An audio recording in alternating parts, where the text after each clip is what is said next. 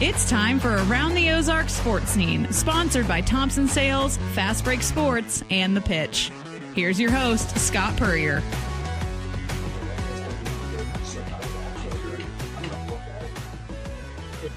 Welcome into another edition of Around the Ozarks Sports Scene. I am Scott Puryear. As always, big thank you for tuning in this week as we talk local sports with local celebrities and people that are hot in the news these days. And coming up this month, now that we're in July, one of those guys that'll be in the news hopefully in the next couple of weeks is our guest today. He is the former standout third baseman, outfielder, pitcher for the Glendale Falcons, Sebastian Norman. Sebastian, thanks for joining me. Thanks for having me. You betcha. Yeah, we are live today at one of our sponsors, Fast Break Sports, so in separate rooms here so we can get both on camera, but appreciate them having us out today. We'll talk more about some of their specials at the end of the podcast, but Sebastian, this isn't your first time into Fast Break, is it? No, definitely not. Yeah, what you're collectible, what do you collect mostly? It started pretty much off of just baseball, and that's kind of what I stuck to. I want to try to get into football here kind of soon, but I just don't know really what to start with, so I have to do research with that and try to find stuff, but mainly just baseball. When did you start collecting? At what age? Maybe a year ago. A year ago? Okay. Probably less than a year ago, yeah. And what got you into it? I would say just watching stuff on TikTok, and just I would get stuff on my For You page, just scroll up and scroll. I would watch people open these packs. I'm it seems kind of fun, and then I kind of got into it, and then once I got addicted, it's kind of been a thing ever since. So now I assume you and Wyatt Vincent know each other. Are you friends? Oh no, yeah, we're good friends. Yeah. Yeah, Wyatt's been collecting since a young age, and I think he's in the store here very regularly and stuff. Yeah. So you've got some catching up to do in that regard. But no, yeah, for sure. Yeah, and I understand there is a Sebastian Norman card out there, right? Yes, sir. Yeah, what is it? I don't even know. It's from when I played on Team USA my 15U year. And that's really all I know about it. I only have they sent me out a slab of just a couple base cards, and then a few I guess game worn stuff, and then a few autos. But other than that, that's all I have. So did you autograph stuff for that card or not? Yeah, we spent I think we sat down for 4 hours and autographed 10,000 stickers or something. It was something crazy. How many cards of those do you have now in your possession? I would probably say around 30 or 40. Okay. Do you have friends ask for them now that the draft's coming up or not? No, I haven't had anybody ask for them. Yeah. So who did you grow up in baseball following, watching, and maybe idolizing? Anybody? Really just stuck to the Kansas City Royals. I mean, that's what my family has loved. They've been in love with them their whole life, and that's what I was kind of just born into. I didn't really, I guess, idolize anybody growing up. I would watch any game, but definitely my favorite team being KC. Other than that, I didn't really have a one idol growing up, but definitely one player that once I got older was Miguel Cabrera. And just watching him play and how easy he made everything look, now I try to, at least hitting wise, I want to make my game somewhat like his, just because he has effortless power and stuff like that. So I definitely try to put some of the stuff that he puts in the game into mine. So are you a Bobby Witt Jr. guy or a Jack Caglione guy or both? Oh yeah, definitely both, but definitely more Bobby. More Bobby, yeah.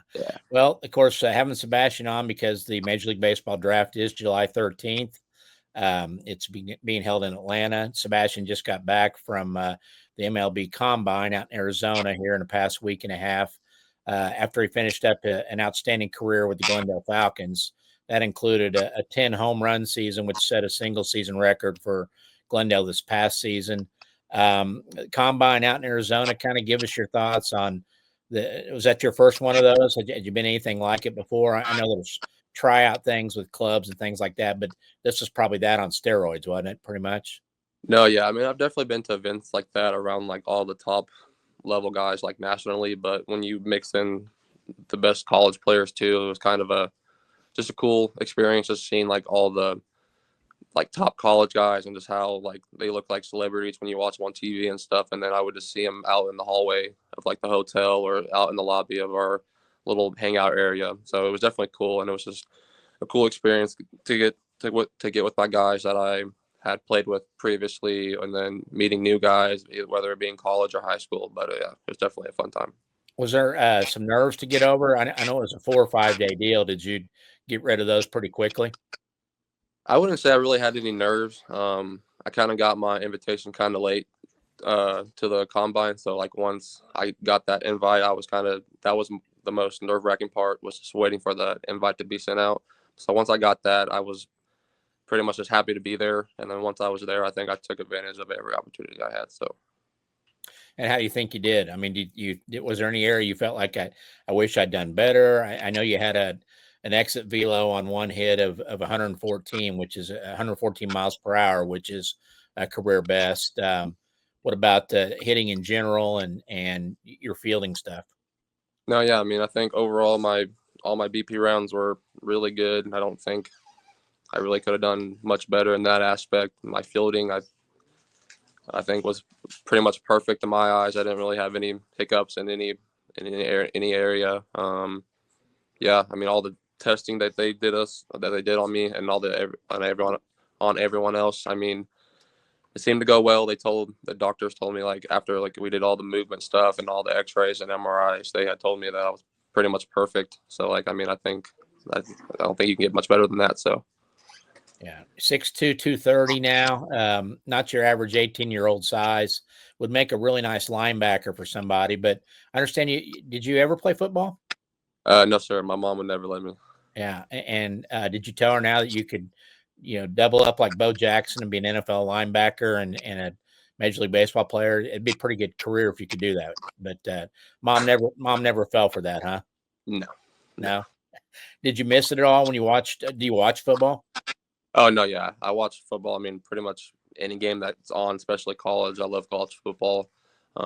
Even, I mean, same with the NFL, but I think I just find college football more entertaining. But no, yeah, I definitely, any chance I could watch, especially like those big games against like two top teams going at it. I definitely love it. So. Well, I know that you got your first college offer from what I read as an 8th grader. You went to Mizzou camp just kind of for fun, and that's kind of when it all started. Committed to Oklahoma State your sophomore year, I believe, at Glendale. Sure. Yeah, with Josh Holliday, whose nephew Ethan Holliday could be the number 1 overall pick in this year's draft on July 13th. He's a friend of yours. Of course, he's the son of Matt Holliday, and Matt's other son, Jackson Holliday, is having a much better second year with the Orioles this year than he had rookie year. But was Jackson number 1 overall? I think he was, wasn't he? Yeah, yes, sir. Yeah. So talk about the Oklahoma State commit as a sophomore. What was it that led you to go down that path? Yeah, I mean, leading up to, I guess 2 weeks before I committed, it was just any other camp that I was going to. I didn't really have any expectations for Oklahoma State. It was just, I knew they were a good program and had a good school, so I wanted to go up there, especially because they were only like 3.5 hours for, I guess, if depending on traffic. Anyway, just leading up to it, didn't really, like I said, didn't have any expectations. Just wanted to get another college to see if they would offer me. And I remember just pulling into the parking lot and just like seeing where we walked in behind left field, kind of, and they had like this little practice turf like infield back in the left field corner where you can't see it. It's like blocked off to the public. But I remember that's where we entered from, and I would just like, from the first step I took on that little field, I was just like instantly blown away. Like, it just, everything there just felt different compared to all the other colleges that I went to and all the other colleges that I did look at. I mean, they were all great in their own ways, but it didn't feel right. But literally just from, like I said, the first step I took on to OSU, I mean, it just, the vibe there was different. And after like touring everything, talking to the coaches, I knew instantly that I was going to commit there. I kind of just egged it on for like 2 weeks for no really reason. But then, yeah, I told my mom that's where I wanted to be, and I made it official. And it's pretty admirable that, I mean, 2 years later, I'm sure you had people, especially in this NIL era now, that were probably still contacting you, trying to get you to sway off the Oklahoma State and give them a look. Did that happen? Other than just like emails about like camps and stuff, and like I got like a few emails from like I think like a coach or like assistant coach or like just like one of their player development people. Other than that, I mean, it's kind of that was really it. I didn't really get a whole bunch of like calls or stuff or offers to go here instead of there. But so. And of course, your buddy Ethan Holiday probably will never see the light of day with his uncle, coach there at Oklahoma State. Being if he's top 5 or number 1, the money's going to be pretty good. But we live in a different era now where NILs can be a game changer too. Same decision for you coming up. The draft's coming up, 20 rounds. You have an agent. You guys haven't started talking about what that magic number is for the pros versus college, have you? No, I think that will be a conversation towards like the week of the draft, probably like I would say like 4 or 5 days before the draft. That's when we'll actually have like a serious meeting with my mom, him, and everybody, and just trying to set everything and just I guess talk through it, because I mean I don't really know how to base stuff like that, especially those with those bigger numbers. So I mean, he's been in the game for a long time, so he knows what he's talking about. So I'll just listen to him, and he'll give me the best advice that he can give me. So. And who is his agent or your agent? I'm sorry. And what did you Michael find? Holloman. Yeah, Michael what? Holloman. Okay, awesome. Where will you watch the draft on the 13th and the next couple of days? It's going to be here. I don't know really where yet, but I want to be here with friends and family so we can all be together. So I'll just need to figure out where it's going to be. So that's awesome. Of course, a great career at Glendale. Kind of talk about some of the highlights. I know your sophomore year, you guys had a heck of a squad, Brooks Kettering and Cam Stratton and that whole group. Kind of talk about some of the Glendale highlights for Coach Julian. No, I mean, yeah, I mean, I guess the very first game that I started varsity, I started, I guess, pretty young and pretty early as a freshman. I think we were like two games into the season, and then I got a starting spot, and then I never sat the bench again. So I mean, just him having faith in me from a young age, especially as a freshman, not really knowing much other than I guess hearing stuff. I mean, that meant a lot, just him having that faith into me, especially as a young kid. And then, yeah, like you said, sophomore year, that team was a lot of fun. I really think we should have won state that year. We just had a hiccup game in the state quarterfinal game. Yeah, state quarterfinal game. I think if we got past that game, I think we would have went out and won it all, honestly. But I mean, it's baseball, so it happens. But another thing in my sophomore season was when I hit the go-ahead home run against Willard in the district championship. That was probably the best moment at least in my high school career. Sure.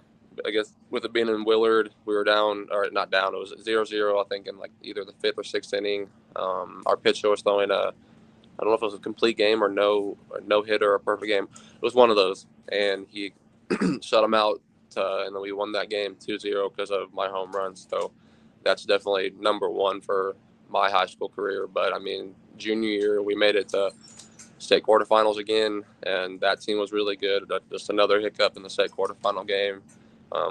Again, I think if we got past that hump, because I think the opponent we played in the state quarterfinal game was a lot better than the teams that made the actual state. I mean, it's just baseball. Teams can get hot quick or start to fall off and just do minor things that can end up losing you games. So, I mean, it happens, but I think we could have made it far in both runs, sophomore and junior year. But, I mean, I would definitely say those are the biggest highlights for me.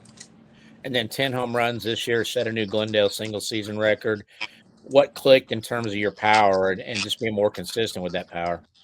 Yeah, I mean, I don't think it was really much about my power. It's just like my approach, really, and just trying to keep it simple and just trying to maintain confidence, especially during like the tough times. Because beginning of the season, I had I guess you wouldn't call it like a horrible start, but like just not what I wanted to, in my eyes, what I wanted to be and how I was doing. So just how I had mental toughness just to like keep it going. And I knew at some point stuff would start to fall and stuff like that. And I think that was the biggest reason to my success and all those home runs, just because I was staying with it. I was being consistent with my hitting coach, with and through practice and all that. I think I've had that power, and I could have displayed it in the years prior, but I just don't think I had like the right approach and right mindset. But I think this year kind of showed. So. Well, and I understand you throw in the low 90s when you pitch. Is that accurate? Yes, sir. So what are you? Are you a third baseman? Are you an outfielder? Are you a pitcher? What do you see Sebastian Norman's best fit going forward? I mean, I hope to stay at third for as long as I can, but moving into whatever level I go to, as long as I hit, I don't care what I do. Definitely not a pitcher no more. I don't really like and I don't really enjoy it anymore. But if I'm either in left field, center field, right field, third, short, second, first, I don't care. As long as I'm hitting, that's all that really matters to me. So. Who are your boys at Glendale, the guys you hung out with that you got to be around for 4 years that you're going to miss when you either go college or pro now? No, yeah, I mean, definitely the seniors that I grew up with throughout all of pretty much middle school, and then Glendale, Graham, Satterwhite, Easton Friesen, Dominic Licata, Noah Goforth. Who else? I'll say those are like the main senior guys that I've been with around pretty much my entire middle school and high school career. And then Brady Yates, the I guess incoming junior now. We were good friends, and then kind of took this freshman under our wing that started Charlie Hobble. I just wanted to put him under my wing, show him things, guide him, teach him the right ways with how high school is. Because I mean, I remember being a freshman and not knowing a lot and what to expect. So just trying to look out for him and be there for him. And then now me and him are pretty good friends. I love him. I love his family. So I would say those are my best friends. So when and how were you able to kind of shake off the pressure of knowing every time you went out there, especially this year as a senior, scouts and radar guns and everything else were on you? When were you able to and how did you tune that out? I mean, at the end of the day, it's just a sport, and it's just what I love to do. I would say definitely it got to me a little bit like at the start of the season, just because I hadn't really had, like, I think I had a few scouts at the games last year, but they were like hidden and I didn't know about it. But this year, like, it was apparent, and that you could like easily pick out from the crowd like how many scouts there were, and that they were there for me, because I had talked to them like before the game. And so that was a little nerve-wracking just because I wasn't used to that. But I would say after a game or two, I kind of settled in. And yeah, I mean, at the end of the game, it's just a game. At the end of the day, it's just a game. And I mean, I got to enjoy it, got to have fun. I mean, no matter what, if there's 100 scouts or no scouts, I just want to go out there and have fun, because if you're not having fun, you're going to get burnt out real quick in this game. So I would definitely say just having fun was the biggest thing. Having fun with my teammates for our last year, because we're not going to get this time back together. So just savoring every moment together with them. Let's talk about your early days with baseball, and when was that moment that you figured out, hey, I can be pretty good at this game? Yeah, I mean, I would say probably my 8th grade year when I got that Mizzou camp. Like I said, I wasn't really expecting to get that camp, that offer after the camp. So like once I got that, I was like, okay, maybe this can be something that can turn into more something serious. So I mean, after that, I definitely kind of knew it could be a possibility. Had you played other sports up to that point?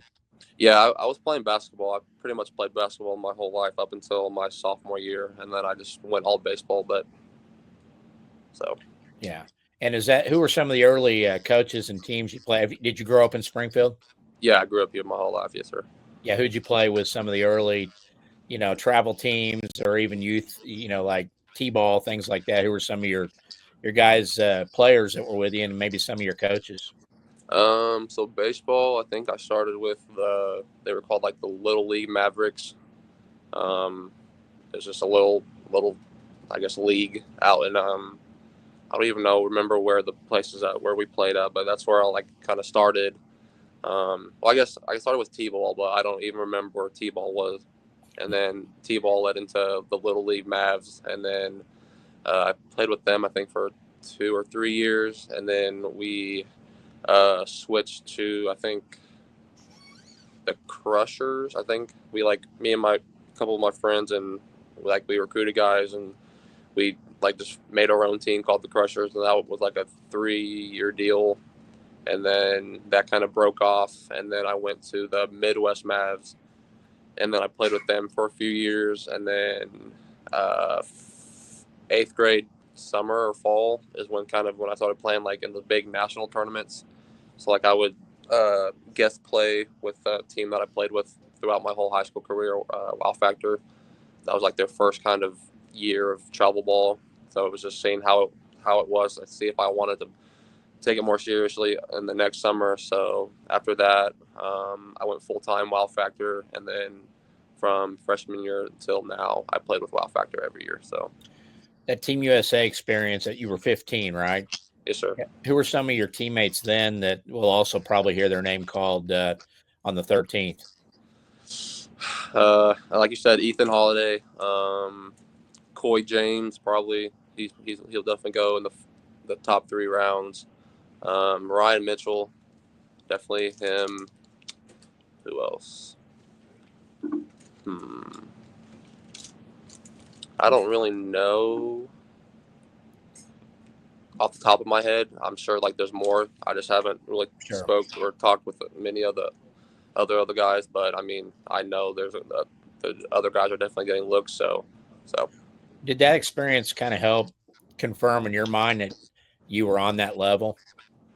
No, yeah, I definitely did. I mean, going into it, just getting an invite to like the tryout, like alone, I was kind of blown away that I got that. I mean, and then as we went throughout the week, we played games, had practices, and they would like just evaluated us, and then they made the first cuts, and I made that, so I was like, okay.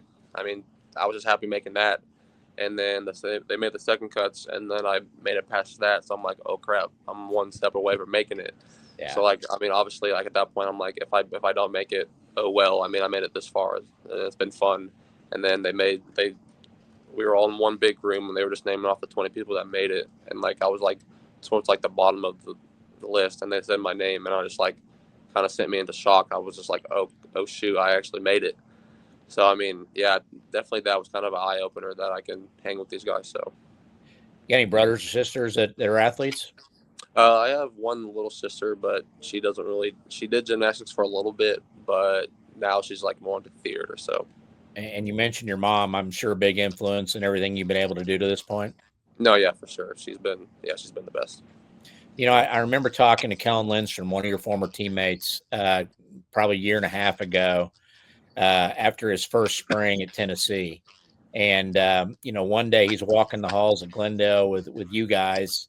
The next day he's in a weight room with grown adult men, you know, that are 22 and 23, and he's trying to figure out where his class is on the Tennessee campus. Has it sunk into you that depending on what happens here in a couple of weeks, you know, you could either be on a college campus in August, or you could be out on your own living a minor league baseball life? Has that part sunk in? Have you thought about it? No, yeah, the thought of it's definitely crept in my mind, but honestly, it's like a good feeling because I'm ready to move on. I'm ready to go to the next chapter of my life, whether it be in pro ball or college. I'm just ready to be surrounded by a bunch of guys that are all here for the same goal, to make it to the majors at one point. So just being around all those type of people, I think that will better me in more ways than one. So yeah, definitely a good feeling. Seems like it'd be a really good fit for the Kansas City Royals to take you, and everybody could just drive 2.5 hours up Highway 13. Should we get that message out to them or not? I mean, that would definitely be a cool thing. I mean, I just don't know. Like I said, I really won't know anything up until pretty much probably 2 or 3 days before the draft. So I mean, I could go to them. I could go. I mean, anybody really, but I'm just ready for this next chapter of my life. You know, and people try to read into it, you know, well, this team has talked to me 25 times in the last 2 months, and this team's never contacted me. Has there been any club more persistent than others? And you know, by now, just ignore all that, right? Yeah, I mean, there's not really been one team like that's been like just like super heavy on me. Like, there's been teams that I've probably like, I'd say like a group of teams that have just been like, they've talked to me more than others, but like there's not been one set team that's been like, okay, we want you and we need you now. There's nothing like that, but there's definitely been a group of guys, a group of teams that have like showed more interest than others. So yeah. How cool is it knowing that? I mean, you kind of control the cards here. I mean, if you don't start your pro career, you're going to go to Stillwater and start a great 3-year run with Oklahoma State. which you've been planning on doing all along anyway. Kind of talk about that mindset. I mean, is that where you are? Is, hey, I'm going to win either way in this deal? No, yeah, there's definitely not a lose situation in this. I'm either going to a great school with a great baseball program and just great overall like vibe at the school, or I get to start my dream, I guess, kind of early. So I mean, yeah, there's definitely no lose situation in this. So it's definitely a cool feeling. It's either aluminum bat or wood bat, right? Yes, sir. Do you have a preference? No, I do not. Yeah. That 114 was off a wood bat, correct, at the combine? Yes, sir. Wow, that's smoking it there. I mean, if you could do 114 every time, I think you'd be sitting pretty good on the 13th of July, right? Yeah. Yeah. What's the dream if you don't do baseball down the road? What are you thinking career wise? Do you have a major picked out in your head that you want to pursue? Tell us about that. Right now, I don't really have a major picked out. I mean, I know I want to do something sports related, but I mean, as of right now, like I've just been so baseball heavy. I haven't even like put really much thought into it. I mean, it's probably not the best of things. I probably should start thinking about it more, but I mean, I'm just all baseball. That's what I love to do. And I want to do it every second I can, whether it be working out, hitting, playing a game. So definitely not been my main focus about school and what I want to do, but definitely it will be here soon. So. And I would assume that if it's not the pros and you go to Oklahoma State, you're pretty much done with playing baseball for this summer, right? No, yeah, probably. And I'll probably just wait till mid-August to go down there, report, get everything moved in, and then just kind of start my career there. So. Well, I think you need to go talk to the guys before you leave on what rookie card you want to take home as a parting gift. Probably a Bobby Witt Jr. rookie card would be okay, wouldn't it? Oh, that'd be all right. Yeah. All right. Well, Sebastian, I appreciate your time. Thanks for coming out the fast break. Best of luck to you, and we'll be watching the draft on the 13th. All right. Appreciate it. Thank you. You betcha. Sebastian Norman, the Glendale High School baseball star, again, just finished up with the Major League Baseball Combine. Had a very excellent combine. Yeah, 114 exit velocity will get a lot of people talking about your bat and what you're doing there without a doubt. So best of luck to him, and we'll be keeping tabs on that. Mention we are out here at Fast Break Sports. Thanks for Sebastian for taking time to come out. You guys are great out here. I walk in this store and I'm just thinking I might as well just leave my debit card. I've already picked out a Payne Stewart memorabilia thing for my office. It's going to go up. You'll probably see it next week on the wall in my background for the podcast. But baseball cards, football cards, all sports cards, memorabilia, the supplies. You can see right behind me here. I'm in their office here, so Sebastian and I could be on separate screens and see each other. But the card boxes, the protectors, they can help you get cards graded. And they've got some new stuff coming out too. The Topps Chrome MLB series is coming out any day now, so keep an eye out for that if you're a collector. And the Topps Series 2 MLB cards are out already, so they've got those in stock. Come out and check it out. But they've got your favorite team memorabilia. We're into July, so it means training camps are starting for the NFL very shortly. Get that man cave ready for your NFL watch parties all fall and winter as football is right around the corner. So big thanks to Fast Break Sports for their continued sponsorship. Also, The Pitch Pizza and Pub, located off East Sunshine in the Southern Hills Shopping Center. Great place to go with your friends for lunch or dinner with those pizzas, the calzones, the appetizers, including the awesome smoked wings. They've got frosty cold beverages and TV, so you can go out and watch whatever sporting events you want to see, all at The Pitch Pizza and Pub. And if you need meeting space, give Brian Bevel and his staff a call because they've got plenty of room over at The Pitch. And lastly, our latest sponsor, Thompson Sales. They've been in business since 1919. Big thanks to Miles, Tyler, and all the boys over at Thompson's, where the Thompson boys are dealing GMCs, Buicks, Cadillacs. They've got them there at Thompson Sales, 1555 East Independence in Springfield. Thank you to Thompson Sales for their sponsorship.